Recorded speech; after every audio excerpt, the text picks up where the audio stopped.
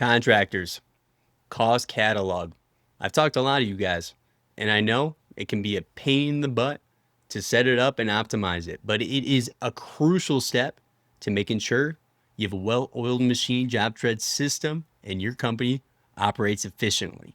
Now, when you're looking at JobTread and the cost catalog, now they have integrations that are already built in. So if you go into your settings and you go into integrations, you'll see there are some suppliers that we can sync up to have update pricing, photos, specs, you kind of name it. Makes the entire process from putting together an estimate with the estimate engine to ordering materials as easy as possible. So if you're using SRS, if you're using QXO, if you're using Home Depot, make sure that you go into your integrations, put in your account information, and set that up.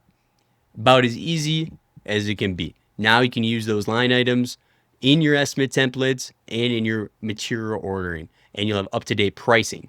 Now, when we're looking at things like Lowe's, Ferguson, Floor and Decor, or local suppliers, we still want that information put in.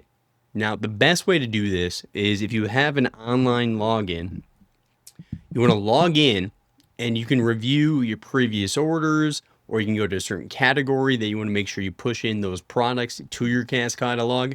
What I like to do is I use Instant Data Scraper. It's a Google extension, and it will scrape out all of that information. From there, what I like to do is I go to my cost catalog, and when you hit import, there'll be a template that has your customized import template.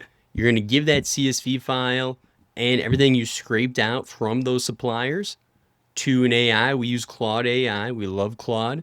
And it's actually going to reformat all that information the way you want it to simply import it directly into the system. If you haven't, I always suggest making a custom field for those line items for supplier, and that you put in all those suppliers so it's easy to organize and go through when you want to update your pricing.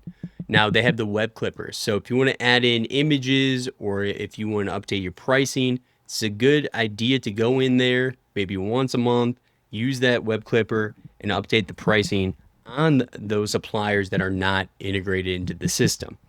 Now, if you build out your cost catalog right, you'll be able to take your estimates and go from hours to minutes, make selling fun, make your process easier with your subcontractors and your vendors and suppliers, and get your way back to making more money, closing more deals, and saving your time and sanity, and finally getting back home for dinner. And if you want to help with any of this stuff with your cost catalog or your JobTread system, make sure you go to better-boss.ai and schedule a free growth audit. All right, we'll see you soon.